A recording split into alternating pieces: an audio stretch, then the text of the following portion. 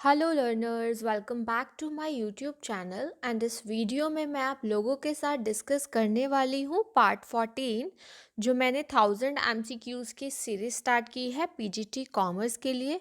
और ये क्वेश्चंस आप लोगों के लिए काफ़ी ज़्यादा यूज़फुल रहने वाले हैं, ठीक है।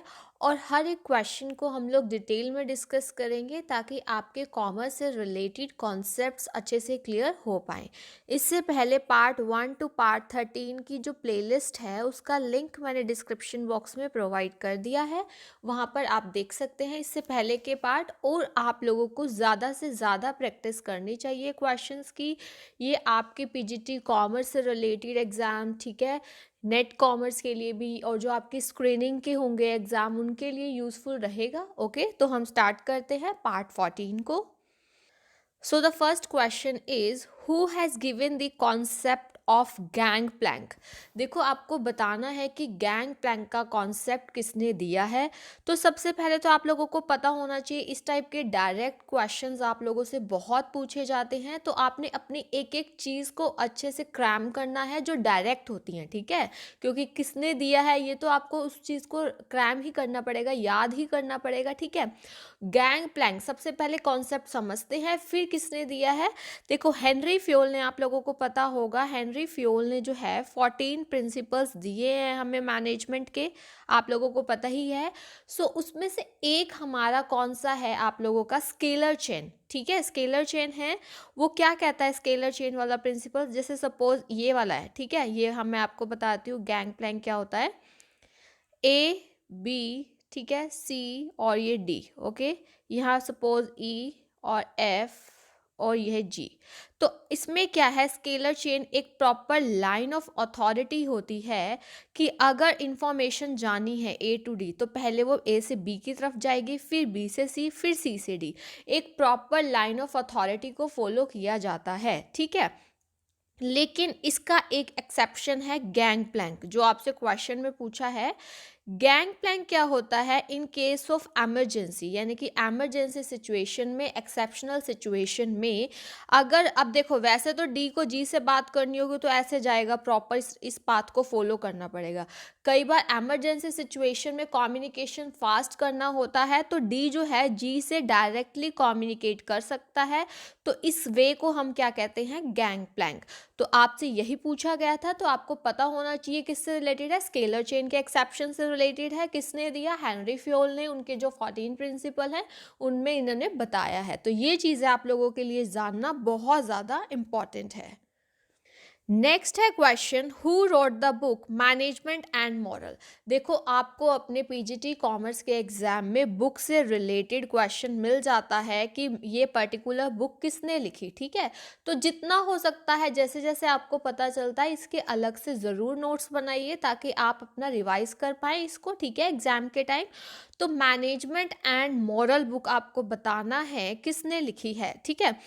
तो पहला है F.J. रॉयथली बर्गर, सेकंड है यहाँ पर टेलर, फिर है फ्योल और डी है नन ऑफ दीज। तो आप लोगों को ध्यान रखना है, ये दिया है, ये वाली जो बुक की हम बात कर रहे हैं मैनेजमेंट एंड मॉरल की, that was given by, written by F.J. Roethlisberger. Okay, ध्यान रखना है इस चीज़ का। नेक्स्ट क्वेश्चन है वॉइड एग्रीमेंट। वॉइड एग्रीमेंट जो है किस सेक्शन में डिफाइन है इंडियन कॉन्ट्रैक्ट एक्ट 1872 के। आप लोगों को ये बताना है कि जो वॉइड एग्रीमेंट है वो कौन से सेक्शन में डिफाइन है इंडियन कॉन्ट्रैक्ट एक्ट 1872 के। आप लोगों को ये डेफिनेशंस भी पूछी जाती हैं, ये वाले जो आपके बिजनेस लॉ से रिलेटेड हैं, तो आपको पता होना चाहिए। तो जो वॉइड एग्रीमेंट है वो डिफाइन किया गया है under section 2G of Indian contract act 1872। किसमें है, under section 2G of Indian contract act 1872। किसकी डेफिनेशन, वॉइड एग्रीमेंट की। ओके, नेक्स्ट है question, no partnership agreement, what will be the percentage of profit sharing ratio between them. देखो, कई बार क्या होता है, पार्टनरशिप डीड साइलेंट होता है ना। पार्टनरशिप एग्रीमेंट जैसे समझ लो, यहाँ पे मतलब डीड लिख सकते हैं आप, जिसमें क्या करते हैं कि वो लोग सारे टर्म्स एंड कंडीशंस वगैरह राइट करते हैं, है ना। तो अगर ये ना हो तो प्रॉफिट शेयरिंग रेशियो जो है परसेंटेज क्या रहता है, यानी कि जब पार्टनरशिप डीड साइलेंट होती है तो क्या रहता है प्रॉफिट शेयरिंग रेशियो। फर्स्ट है अनइक्वल, सेकंड है इक्वल, फिर है it will depend on the experience of a partner, third है it will depend on partners capital. आपको पता है अगर पार्टनरशिप डीड साइलेंट है तो प्रॉफिट शेयरिंग रेशियो क्या रहता है, इक्वल। क्या रहता है, इक्वल। नेक्स्ट क्वेश्चन है, dash is a management strategy in which managers will only step in when there are significant deviations from planned outcomes. सबसे पहले क्वेश्चन को ध्यान से समझना होता है, आप लोगों ने जल्दी बिल्कुल भी नहीं करनी होती है। देखो, जो हमने डिसाइड किया था उससे जो हमारे डेविएशंस है वो सिग्निफिकेंट यानी कि बहुत ज़्यादा आ रही हैं और वो इम्पॉर्टेंट बन जाता है एरिया। और जब इम्पॉर्टेंट एरियाज़ में हम लोग मैनेजमेंट को इन्वॉल्व कर रहे हैं तो इसको हम लोग मैनेजमेंट बाय एक्सेप्शन बोलते हैं। इसका क्या मीनिंग है कि जो हमारी टॉप मैनेजमेंट है वो तभी इंटरफेयर या वो सिर्फ बहुत जो इम्पॉर्टेंट डिसीजंस हैं उनमें लेगी, ठीक है। जो स्मॉलर लेवल के डिसीजन है वो लोअर मैनेजमेंट ले सकती है। तो इसी को हम लोग मैनेजमेंट बाय एक्सेप्शन बोलते हैं। तो आपको ये जितनी भी टर्मिनोलॉजी है आपकी मैनेजमेंट की, बिजनेस मैनेजमेंट की, ये अच्छे से क्लैरिफाई होनी चाहिए ताकि किसी से रिलेटेड कोई भी क्वेश्चन आता है तो आप उसको समझ के अच्छे से अटैम्प्ट कर पाओ without any confusion. Next question करते हैं। एंड अगर अभी तक आप लोगों ने इस यूट्यूब चैनल को सब्सक्राइब नहीं किया है देन यू कैन सब्सक्राइब, ताकि आपको जो है मेरी अपकमिंग वीडियोस की टाइमली नोटिफिकेशन मिल सके, ठीक है। और बेल आइकन को भी प्रेस कर सकते हो। और आप लोगों को अगर कोई भी प्रॉब्लम आती है तो आप टेलीग्राम चैनल है उसका लिंक भी मैंने डिस्क्रिप्शन बॉक्स में प्रोवाइड किया है, आप उसको ज्वाइन कर सकते हो। ओके, सो देखिए क्वेश्चन है section 2(1) of sale of goods act. Sale of goods act का ईयर कौन सा है, 1930। जो सेक्शन 2 का पार्ट 1 जो है सेल ऑफ गुड्स एक्ट 1930, वो बायर की क्या डेफिनेशन उसने दी है। फर्स्ट है a person who boys goods and services, a person who agrees to buy goods, a person who buys or agrees to buy goods, a person who buys or agrees to buy goods and services। तो देखो, आपको हो सकता है चारों meaning थोड़े similar से लगेंगे, ये कंफ्यूजन है, लेकिन आपको अपने माइंड में कॉन्सेप्ट को क्लियर रखना है। देखो, सेल ऑफ गुड्स एक्ट है तो सर्विसेज को हम इसमें एक बार अब नहीं ले रहे हैं। तो अगर हम बायर की बात कर रहे हैं तो पर्सन हु बायज और एग्रीज, या वो बायज कर लेता है मतलब वो खरीद ही लेता है, या फिर उससे रिलेटेड एग्रीमेंट करता है गुड्स को खरीदने से रिलेटेड, तो इसमें वो काउंट होगा, तो उसको हम लोग बायर कहते हैं। तो यहाँ पे हमारा आंसर क्या आने वाला है, सी। ओके, सी इसका आंसर आएगा। तो आपको चारों थोड़ा कन्फ्यूजन में लग सकती है डेफिनेशन, बट आपको ध्यान से पढ़ना है एक एक वर्ड को ऑप्शन के। ओके, नेक्स्ट है हमारा क्वेश्चन।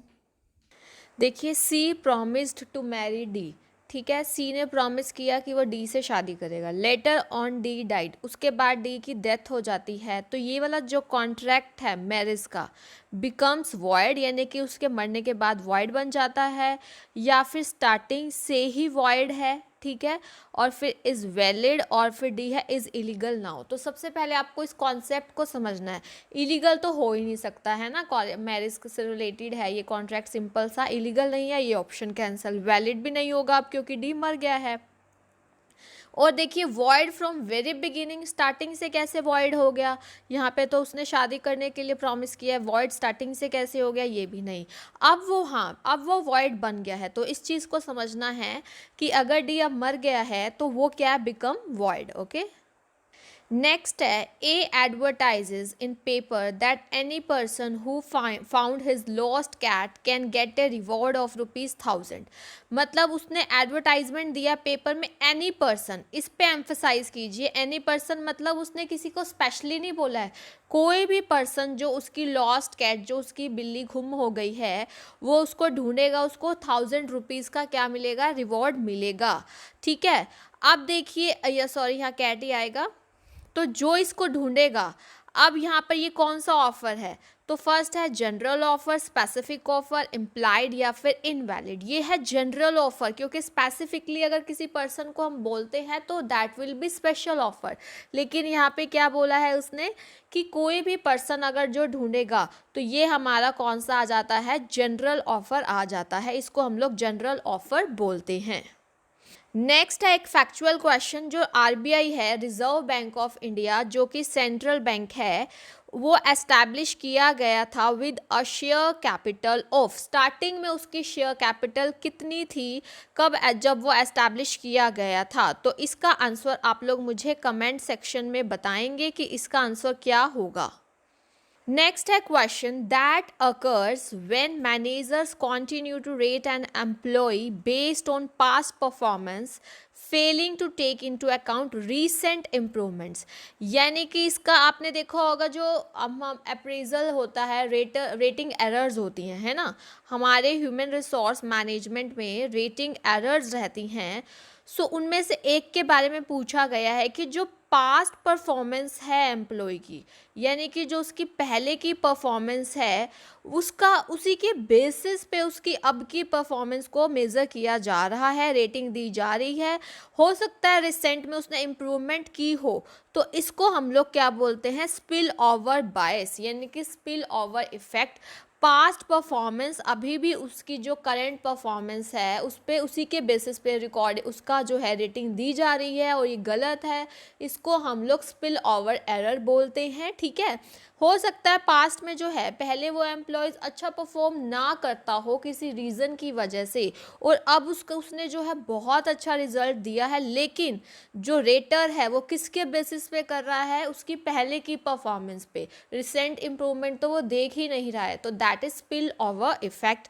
और उसके अलावा आप ये देखिए, जो हेलो एरर होता है, हेलो एरर और हॉर्न एरर, यहाँ पे बात जो चल रही है, जो हेलो एरर मैंने आपको बोला कि एक पॉजिटिव फीचर के बेसिस पे आपकी पूरी पर्सनालिटी को जज किया जा रहा है, यानी कि एक फीचर के बेसिस पे आप एक पर्सन की ओवरऑल पर्सनालिटी को जज कर रहे हैं। ठीक है, अब मान लो कोई पर्सन दिखने में, सपोज अगर कोई पर्सन अपीयरेंस उसकी गुड है, ठीक है, अपीयरेंस गुड है, तो हम ये तो नहीं कह सकते ना वो पर्सन ऑनेस्ट है, पंक्चुअल है। तो एक फीचर के बेसिस पे पूरी पर्सनालिटी को जज करना, दैट इज़ हेलो एरर। और हॉर्न एरर में भी यही होता है, बट दोनों में डिफरेंस क्या है, horn is related to negative feature, यानी कि जो आपका नेगेटिव फीचर है उसी के बेसिस पे, एक नेगेटिव फीचर के बेसिस पे आपकी पूरी पर्सनालिटी को जज किया जाएगा। और हेलो एरर होता है एक पॉजिटिव फीचर के बेसिस पे आपकी पूरी पर्सनालिटी को जज किया जाएगा। तो आपको ये डिटेल में मैंने बताया है, आपको अच्छे से इनके बारे में पता होना चाहिए। नेक्स्ट क्वेश्चन है, बी लिमिटेड जो है उसने एक्वायर की है एसेट्स, मतलब कितने की, 90,000 की एच लिमिटेड से, लेकिन वो पैसे, मतलब जो 90,000 है कैश में नहीं देगी, बाय वे ऑफ शेयर्स देगी, इशू करेगी shares of ₹10 at a premium of ₹5, यानी कि ₹10 का जो शेयर है वो ₹5, मतलब ₹10 का है और प्रीमियम ₹5 ऐड हो जाएगा। तो आपको नंबर ऑफ शेयर्स बताने हैं जो कि जी लिमिटेड को मतलब देने पड़ेंगे, ठीक है, to settle the purchase of consideration. यहाँ पर जी नहीं बी आएगा क्योंकि बी लिमिटेड ने दिया है ना। ठीक है, अब आप ये देखिए यहाँ पर सबसे पहले कि कितने 90,000 अमाउंट है, ध्यान रखना, 10 + 5, क्योंकि 5 प्रीमियम भी है, 90,000 को आप 15 से डिवाइड करेंगे तो कितना आएगा हमारे पास, 6,000 शेयर्स बनेंगे, क्योंकि ₹5 प्रीमियम भी हो गया ना, तो ये चीज़ आप लोगों ने ध्यान रखनी है। नेक्स्ट है, which of the following is not a feature of company. देखो कंपनी के फीचर्स कौन कौन से होते हैं, बिल्कुल एक सेपरेट लीगल एंटिटी होती है, मेंबर्स और जो कंपनी है अलग अलग होते हैं, परपेचुअल एग्जिस्टेंस, लगातार कंपनी चलती रहती है, चाहे मेंबर्स की डेथ हो रही है, कोई आ रहा है कोई जा रहा है, कंपनी पे इस चीज़ का इफेक्ट नहीं पड़ता है, इनकॉर्पोरेट एसोसिएशन रजिस्टर्ड होती है, बिल्कुल, no separation between management and ownership, ये चीज़ गलत है, मैनेजमेंट एंड ऑनरशिप को अलग अलग रखा जाता है, मैनेजमेंट एंड ऑनरशिप को अलग अलग रखा जाता है, तो ये वाला हमारा आंसर होगा। ओके, उसके बाद हम करते हैं नेक्स्ट क्वेश्चन। देखिए, as per the companies act a company can not proceed to allot shares unless what is received.